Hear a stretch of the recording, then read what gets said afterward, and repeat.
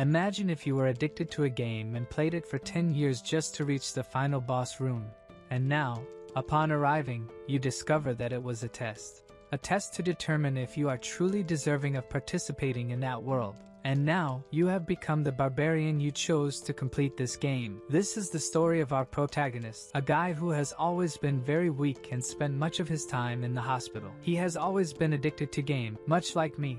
But he was getting frustrated because good games weren't being released as they used to. Finally, he stumbled upon a forum where a new game was being discussed. It was said that, unlike other games, this one forced the player to do 100% of all the work. Dungeon & Stone, an indie RPG with 2D graphics. Initially, the protagonist wasn't thrilled because the game was only available in English, but since it was free, he decided to give it a chance. When choosing a character, there were the classes human, dwarf, elf, barbarian, and furry. There was also a class with 3 question marks that the protagonist didn't know if it was an option to choose randomly or if it was a secret character. The protagonist ended up choosing anyone since he didn't expect to play this game much, and ended up picking the barbarian. Looking at the game, it seemed pretty crappy, but the protagonist got hooked to the point of not even realizing the hours passing.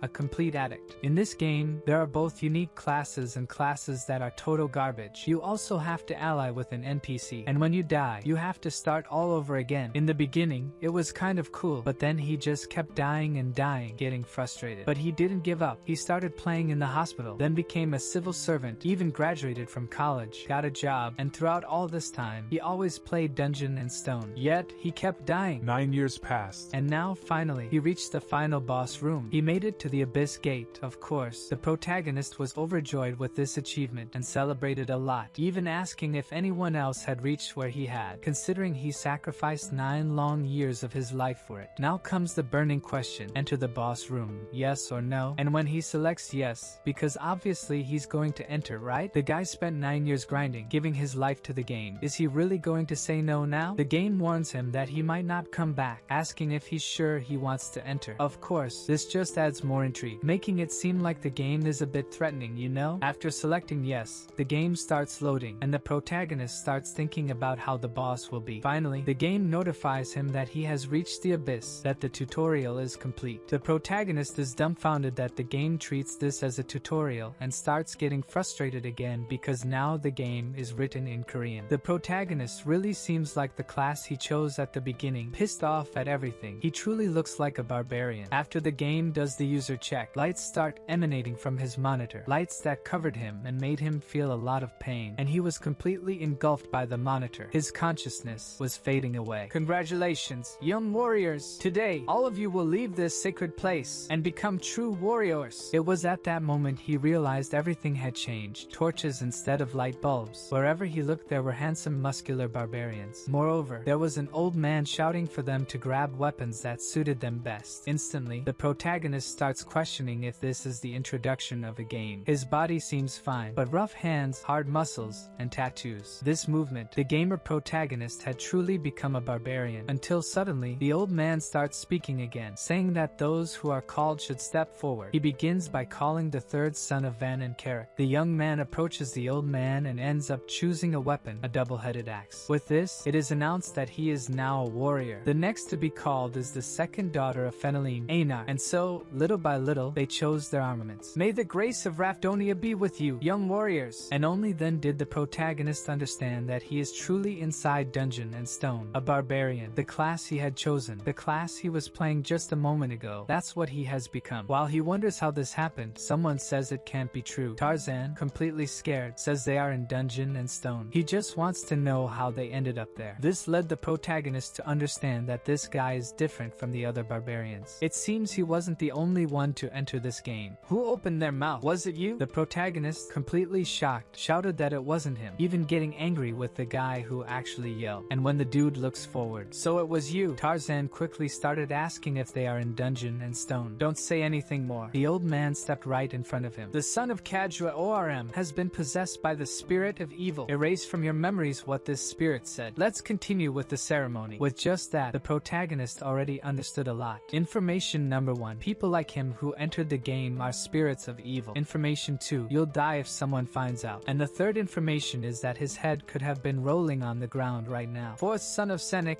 step forward. All this situation made the protagonist soil his pants, as one by one the others were called. But the question here is, the protagonist doesn't know his own name. As more and more people were called, the protagonist came up with a plan. He must move 2 seconds after someone's name is called, and no one moves until son of Jandel, Bjorn. 2 seconds had passed after the name was announced, until finally the protagonist decided to step forward. And we also discovered that his name is Bjorn, son of Jandel. And we have to agree, right folks? This game is on hard mode. The protagonist steps forward, faces the guy, both glaring at each other angrily. The old man instructs him to choose any weapon he wants. Man, this old guy here is really starting to look like the future villain. There are various weapons for him to choose from, and the chosen weapon, even the old man looks a bit suspicious when he sees it because it's literally a shield. This is the best option according to the protagonist. Meanwhile, outside, the computer was updating itself, increasing the overall level of the object by +24. The information was sent to the administrator. These are your current statistics. And so, according to the protagonist, when he first picked Barbarian, he chose the Great Sword because it was insane. However, there was a big problem. He kept dying like a piece of crap. Even the monsters were confused, and he just kept dying and dying. So, he tried two-handed axes, maces, hammers, anything he could, but in the end, it was always the same. He entered Berserker mode regardless of the weapon and died again. Then, one day, he was walking through the city when he spotted a shield. The shield is something else. Barbarians are a class with great vitality and strength, excellent for being a tank. In the beginning, it was challenging since he spent time learning skills because of the shield, but later on, the stronger monsters fell before him, and he was literally unharmed. In other words, this was a completely overpowered class. That explains why he chose the shield before. Now that the ceremony is over, the gates have opened, and the barbarians must go straight into the labyrinth. The city where the labyrinth is located is called Lapdonia, and with the leader's order, they headed inside, everyone running desperately together. However, whether they know where they're going is another question, right? Until suddenly, the guy who was leading everyone turns around out of nowhere and says he got lost. Everyone gets pissed, which leads the poor guy to resign from the temporary leader position. So Einar, the second daughter of Fnellen, takes over leadership. If you just look at her face, she seems like a normal waifu, but if you look at her whole body, she looks like a wardrobe. The protagonist just observes the situation until she announces that she got lost too. She looks downcast, and the protagonist starts thinking that it can't stay like this, but he also can't stand out too much. Then he pulls her aside. Where do you think he's going armed at this time of night? It's only then that she understands what the protagonist meant, and she rushes to tell everyone that she now knows the way to the labyrinth. Sometime later, they indeed found the entrance to the labyrinth, but the protagonist began to wonder if it's the right decision to enter now. He was seriously thinking about leaving the barbarian group. He had been sick his whole life in the other world and never picked fights, so can he really go in and kill monsters in there? Well, at the very least, he has to pay the game taxes since Dungeon and Stone has that system. In fact, after the age of 20, those who don't pay the taxes are literally killed. One way to earn money is by entering the labyrinths and fighting monsters. Another way is to have a humble job, working in bars, markets, etc. However, there's a small problem. He is a barbarian, and barbarians have a reputation for being wild and destructive. This is due to a game setting, but in return, they receive weapons right from the start of the game. The problem here is that the labyrinth opens only once a month, and now, literally, there are only 10 minutes left before it closes. He's kind of trapped until this time. Then, it's she who pulls him, telling him that they have to enter now as the portal is getting smaller. He just tells her to go ahead, and he'll catch catch up. But before going, she thanks him. He says it's not necessary, but she says she wants to know how she can become as wise as him since she has never seen an intelligent barbarian like him and wants to be like him. Well, she pretty much has to be born again into another race, right? But as he doesn't want to be mean to her, he tells her to think and act normally. She happily thanks him, saying that if he comes back alive from the labyrinth, she will reward him. And hey, folks, could it be what I and you are thinking? Is there going to be some barbarity between them? However, what stuck in the protagonist's mind was coming back alive. Barbarians in this game are not afraid of death. They don't care about it. So, the protagonist asks if she's also afraid of dying. She thinks for a moment and asks if that isn't obvious. Of course, she's afraid, but they are natural warriors. If you don't know how to fight, bad luck. This kind of made him understand that he will have to go into the labyrinth. So, that's it. They'll see each other inside the labyrinth, or not. But being a barbarian, he learns to overcome fear. And now he's heading inside, right folks? You entered the first floor, Crystal Cove. Oh, and I'll let you know, the protagonist is not a crybaby, okay? He's a man of few words. Now inside the dungeon, he literally can't see anything. And when we talk about dungeon and stone, the protagonist is a veteran. That means he knows there should be crystals on the walls that illuminate at least some part of the past. So he realized he ended up being sent straight to the dungeon of darkness. And this was something that had never happened to him in his 9 years of playing the game. So the guy starts to walk and feeling the walls. Slowly, he moves, leaning on them. And just when he thinks he's going too slow,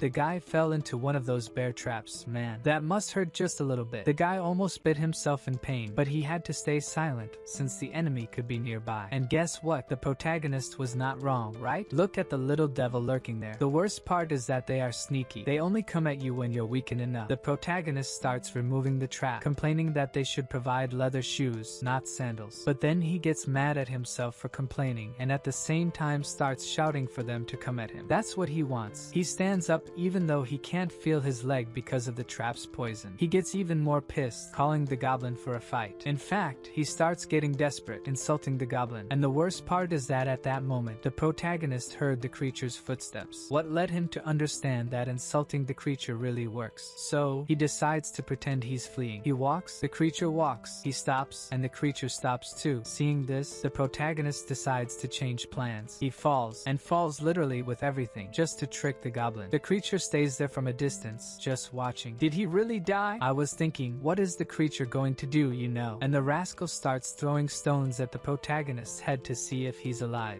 And obviously, this already gets our barbarian completely nervous. And I think this goblin throwing stones is smarter than the other barbarians lost trying to find the labyrinth, until the goblin gets closer and the protagonist makes a big mistake. He misses the blow, and even worse, he sees the goblin laughing, mocking him. Then, his blood boils, and his body even starts moving on its own. He hits the goblin. That must have completely blown the poor goblin away. And folks, this is the true strength of a barbarian. He is completely insane. The goblin had been lifeless for a while, but with bloodshot eyes, he continued pounding the goblin. By defeating this goblin, he gained +1 XP, and slowly the little creature's corpse began to disappear, just like in a game, leaving behind only a small crystal. This is used as currency here in Dungeon and Stone. It's a 9th grade magical gem, and its price is exactly that of a piece of bread. Now it's clearer than ever. This is truly a world with dungeons and monsters, a world with familiar landscapes and different game races, all things he knows very well. This is the game he played for 9 years, but if this is his new reality, he will only know if he dies. And with this trail of blood, it doesn't seem too far from happening. And I have to admit that chapter 4 of this work was just that. The guy crawling around, losing ketchup everywhere. He must have dragged himself for about 10 miles. I know there was a moment when he even saw a light at the end of the cave and started going crazy alone, probably because of the ketchup loss, right folks? And when he was almost giving up, he spotted a group which actually spotted him back. At this point, the protagonist was almost dying from hemorrhage, and as he's left with less than 2% of life, he gained 1 permanent sanity point. So, the protagonist is there trying to speak but can't because he's all broken, and the guy wants to know if he's a beginner. But it doesn't make sense for a beginner to have arrived before them there. The protagonist starts getting pissed, even wanting to punch those who are helping him, but the guy remains calm, even giving a little smile. But in reality, he turns around and asks if Urshan can heal the barbarian. The protagonist thinks, do they have a priestess in the team? Now I'm saved, right? But the darn Urshan simply refuses out of the blue. The guy who seems to be the leader of the group says he was already expecting that, but then he asks another member for a potion since he has many. The guy just asks if he doesn't have any more divine power, but he says they can sell the use of that power outside and give a potion to the barbarian. And here is the potion. The guy just warns that since it's not divine power, it's going to hurt a bit, and the protagonist just wants that potion before he dies. So the guy pours the potion on his rotten foot, and due to the healing effect, the body begins to regenerate quickly, but along with that came the pain. The protagonist starts screaming in pain, but not long after, the man's foot was as good as new. He even managed to stand up already. But obviously, all of this didn't come for free. The guy now wants information on how a beginner ended up here alone. Did he happen to find a secret passage or something? But according to the protagonist, he has no idea. He simply appeared in this dungeon. The paladin says he has read about it in some book, but it only happens once every 100 years. Then the protagonist realizes that he's kind of unlucky, right? And after gathering all the information, the guy says he doesn't need to pay for the potions, as time in this labyrinth is money. Of course, the protagonist finds it strange that they are investing so much time in him, and it's certainly good to have survived. The guys then proceed in the direction the protagonist came from. You can tell by the trail of blood, right? Until the potion guy says the barbarian is lucky, but the blonde guy says that he went through all of that at the beginning of the game and is lucky. The woman says that the red-haired guy didn't want to use the potion, so it was the little blonde leader who saved the protagonist, and he doesn't deny it, but he says that the priestess thought the same. Just with that, the atmosphere got tense, and after a while of exchanging not so kind words, they began to question how far the barbarian's bloodstains go. The archer starts wondering if it was really luck for the barbarian, but then they continue on their way until they finally stop, because what they've just found is the portal to the second floor of the labyrinth. This already cheered up their group, and when they were about to enter the portal, the woman tells them to wait a bit, and she points, asking if that there isn't the barbarian's sandal. The old man, completely excited, uses a light magic and casts it along the path they were coming from. You can see that the blood trail continues in that direction, guys. Everyone was in shock. The old man only asks the guide how far they've walked since they found the fallen barbarian, and the blonde guy says it was fucking 10 miles away. Only then did they understand that if the guy crawled alone for so long, he has the body of a monster. The redhead started trembling just thinking about it. If it were him in that place, could he endure all that? In fact, he remembers seeing that the barbarian was extending his right hand, and after that, he showed a magic gem. So, even while crawling for so long without knowing if he would survive, he never let go of his bargaining tool because he wanted to live. He had nothing else. The redhead immediately takes back what he said about the barbarian and even asks, what was that guy's name again? Everyone might think that barbarians are just dumb, crazy people who only think about killing. But that guy there is quite different. Back to the protagonist, you killed the goblin. He was tearing the creatures apart, using only the shield and his fist. He learned the goblin's patterns, spreading traps along the way, and even if they came from behind, the protagonist would turn around and defeat the goblins with the club. There was only one problem in all of this. He was hungry. The tribe leader had even given him a bag with food, but it was torn. In short, dragging himself around like that wasn't a good idea, as he lost 5 out of the 7 loaves of bread he had. He starts thinking that he'll have to ration what's left, and the boy is kind of rough in size, right? He eats all the bread and says it's very tasty, but now he's thirsty. Where is he going to find water in this dungeon? This damn game didn't need to drink water before, but now that it's real life, the game is even harder, right? So he gets up and, pissed off, starts searching. After a while, he realizes that if the leader didn't give him water, there must be a way to get it. Then he hears, right in front of him, the sound of water, and there's a dude drinking water in the corner. He gets a bit closer, but the guy stands up and takes off. Then he stops to count his crystals, and he's in the 40s. For someone who was dying like crap out there, now he's doing a bit better, right? But a new problem has arisen, and it's fatigue, sleep, and currently, there are 2 ways to sleep in a dungeon. The first is just to sleep and leave fate in God's hands. The second is a bit more effective. Hey guys, let's be companions. Yes, the protagonist didn't expect everyone to refuse, which pisses him off again, although anything makes this guy angry, until suddenly someone calls him, and it's a guy all smiling named Hans, asking if he's really looking for a nighttime companion. But then he explains that it's to watch over each other while sleeping. I accept working with you. I am Bjorn, son of Jandel. So, the guy all romantically shakes his hand while saying it would be better if there were 3, and all blushing, he He asks if it's really just the two of them. The protagonist already wants to rip his head off, man, but he holds back since he needs this nighttime companion. After they play rock, paper, scissors and Hans wins, he's the one who will sleep first. The protagonist, as always, gets pissed off, but this time it's because he's unlucky. Take this, it's called a watch. When the pointer is here, wake me up. Do you understand, or do you want me to explain it again? Want a drawing? You really think I'm dumb, huh?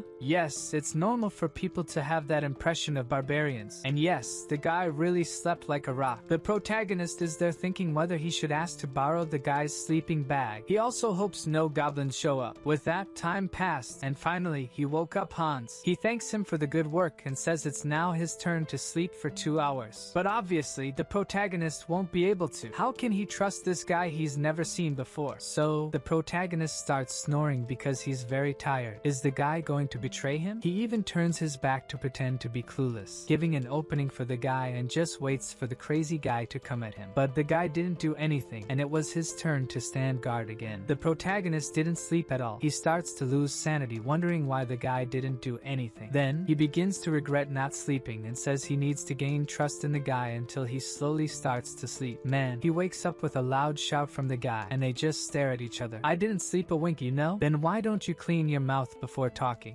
Sorry man. The protagonist lets him know he can sleep more if he wants, and he'll continue to watch. But the guy, all happy, says there's no need. He can sleep, and he'll take care of it. The protagonist thanks him. Hans keeps that sly smile the whole time. The protagonist realizes it. The guy has a good image. He offers help, didn't blame him when he slept, and even refused to switch shifts when he made a mistake. In Dungeons and Stones, the game he knows, kind guys like this literally don't exist. He opens his eyes with the guy asking if he's awake, and with a giant hammer in hand, he asks if the protagonist doesn't want to sleep a little more. Man, if the protagonist hadn't dodged, he would have been smashed on the spot. He even jumped away, and the guy couldn't believe he dodged that. I think he triggered the rage of a guy who's already not quite right in the head. Someone might die in this mess. The protagonist goes at him with total hatred, and the guy asks him to wait. Then, he hits the guy with a shield, cracking his head. He kept asking to stop, that he could explain, but in the protagonist's mind, unlike the goblins, this guy didn't go down with just one hit, so just hit him again. The guy goes flying meters away, and starts crawling just like the protagonist did at the beginning of the story. But I tell you, this time the protagonist is kind of insane. The guy keeps apologizing, and the protagonist just wants to know why he did it. The guy said he was going to knock him out to steal the magic stones. Then he starts talking about taking the shield too, and the equipment because it would fetch a good amount of money. Is that all? Yes, now let me go. I don't think that's going to happen, man. This is the last chance the protagonist is giving him to tell the truth, and the guy, scared out of his mind, says he wanted the heart. The barbarian is confused and doesn't quite understand, but the guy says that a barbarian's heart is worth a lot of money. It seems like they're being used as raw material for magical items. So, resuming, the protagonist was like a goblin to this guy. If he could hunt him, it would be worth it. But Bjorn wants to know why he only acted now and not when he was sleeping, and the reason is that he also needed to sleep. Now that I've said everything, are you going to let me go? The protagonist knows that more people like this guy will appear, so will he always let them go? The guy starts saying he's not like the others, but the protagonist just raises the shield, and this is the first one to die at his hands. It's only been 1 day since he entered this new world, and he has already killed someone. Achievement unlocked for committing your first murder +1 permanent mindset. And with that, the character equipped shoulder pads, and the item level increased by +13. Then, he equipped a backpack, expanding the inventory space, and equipped the hammer, increasing the item level by +30. He also put on boots. In summary, he equipped everything that belonged to our buddy Hans. I told you that guy was a true buddy. He gave our barbarian a bunch of cool items. Let's thank him, right? Thank you, Hans. You're a real friend. Thanks to him, the protagonist stepped out of primitive life. Now, he has water, medicine, and even a watch to tell the time. And here is the current status of our barbarian. Now he simply goes around destroying the goblins. This big hammer here was very useful. Around day 2, the goblins started appearing in groups. Nothing he couldn't handle. But there was a single problem here, and it wasn't the goblins. He killed them all very easily. The problem again was sleep. He would even lean against the wall to relax a bit. But at that moment, goblins always showed up thinking he was asleep. This already made him furious, saying he didn't rest for even 10 minutes, and then he crushed them all. After cleaning up, he says he's going to take a nap, but out of nowhere, a system message appears, saying he was attacked by a goblin while sleeping. There was literally a chubby one stabbing his chest. protagonist, man. He gets startled and slaps the chubby one away. The other goblin, seeing his friend zooming past him at about 80 kilometers per hour and noticing that the protagonist was kind of mad about the stabbing, ran away. Only a fool would stay. Now, dealing with the stab wound is the problem. The protagonist thought he would wake up before being stabbed, but now he has to take care of the wound, and the barbarian says the potion hurts more than the stab. That doesn't even make sense. 14 hours after killing Hans, he thinks about finding another nighttime companion like Hans used to say, now that he knows the value of his heart. And unlike the other day, everyone wants him on their team. Maybe because he's cleaner now, I don't know, but everyone who passed by invited him. However, today he's the one refusing, saying he would only join his own race, the barbarians. He no longer considers himself human. After a while of walking through the dungeon, he spots an elf sitting in a corner. She looks at him and gets scared, of course. According to the system, the protagonist has found an injured elf. The first thing he does is ask if she's hurt, which makes her even more alert. After taking a closer look, he realizes she has an arrow in her abdomen, and it wasn't done by goblins. Automatically, he asks if she was injured by humans while approaching. The girl just kneels and starts begging for forgiveness. The barbarian becomes completely confused by this, and she asks that just this once,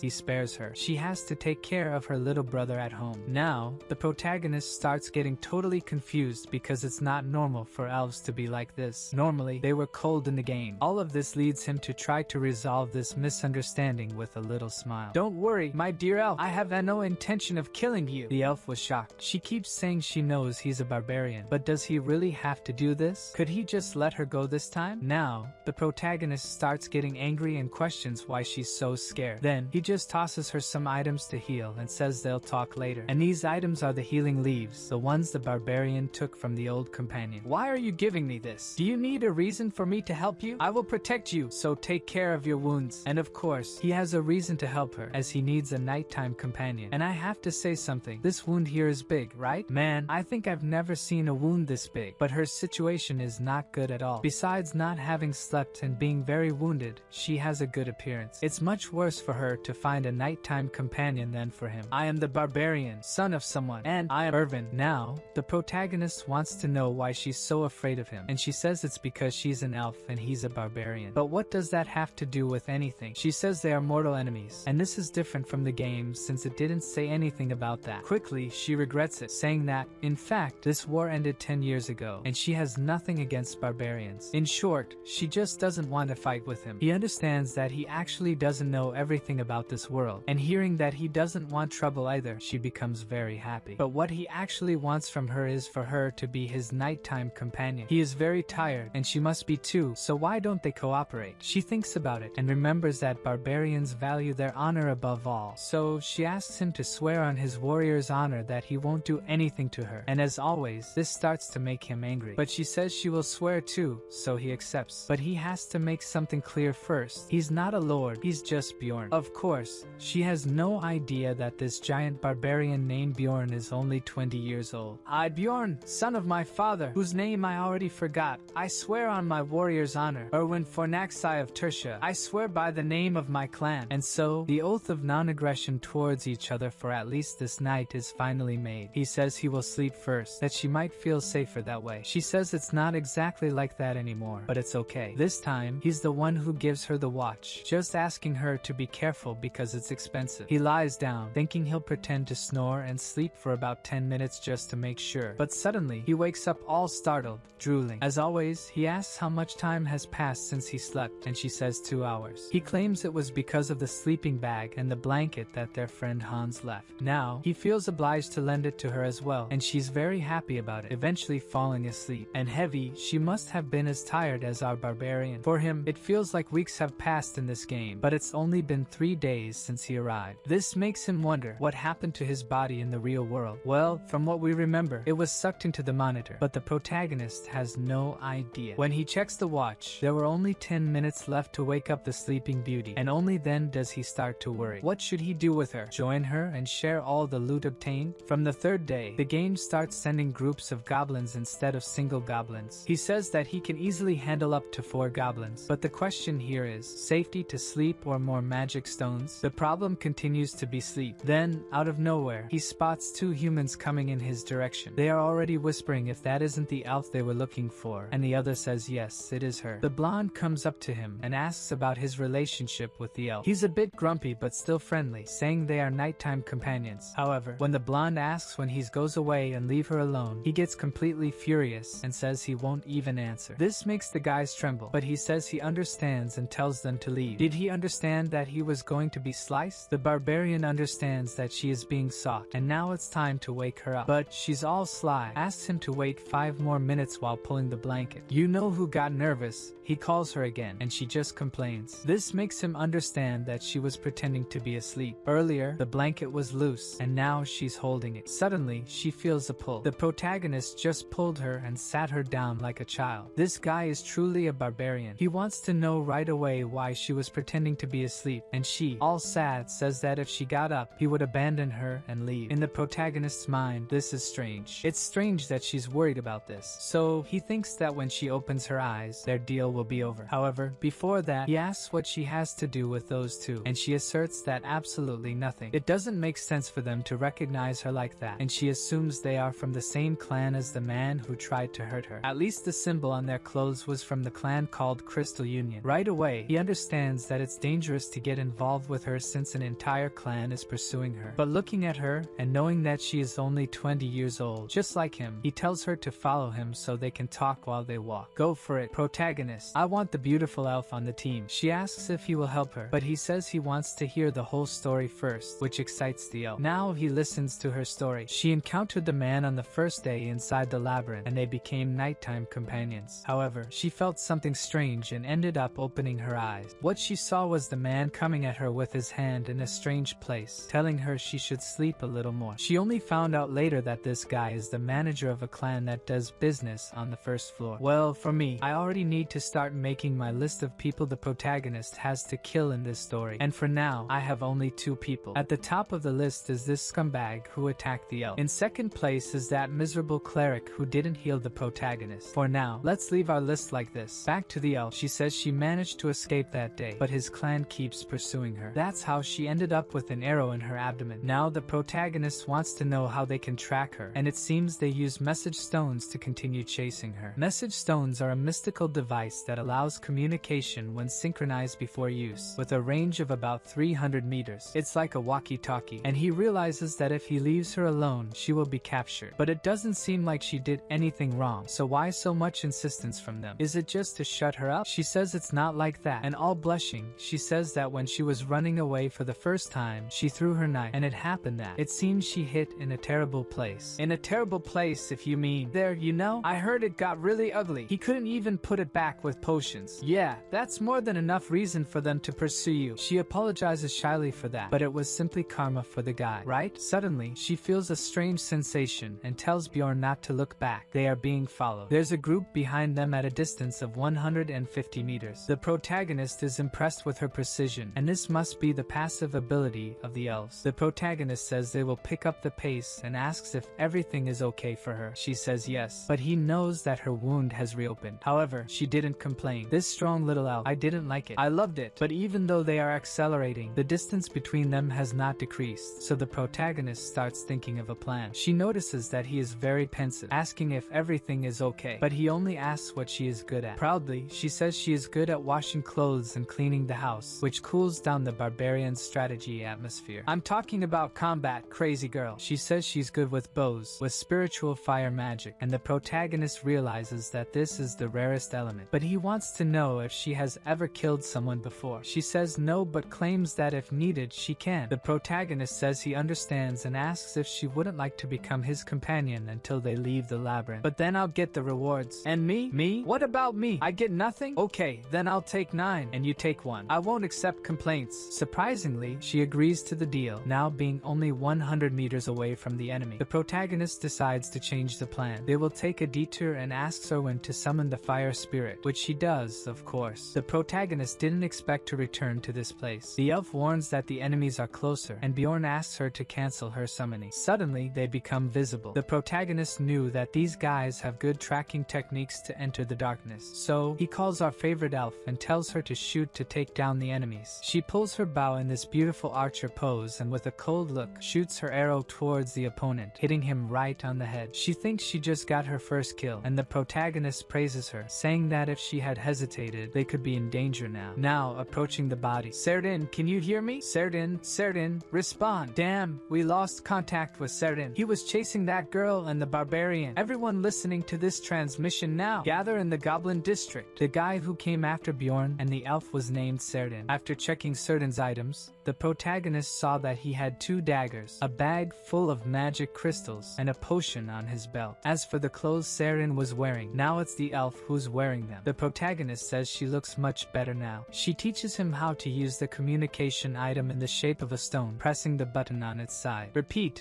Serdin is no longer responding. He was chasing that elf and was defeated. They are in the Goblin District. She is with a barbarian who has a big hammer, and the reward is 10,000 gold coins. The elf girl was already in shock, but he tells her not to worry and to summon her spirit because they are going to travel through the darkness now. They head directly to the 2nd floor of this dungeon. After some time, she calls him sir and asks if they are really going to the 2nd floor. He says yes, and she questions if he is aware that it is much more difficult than the 1st floor. He assures her that he is aware and that there won't be any problems since they are a good combination, which makes her a bit embarrassed. The truth is, a tank and a range damage dealer have always been a good combination.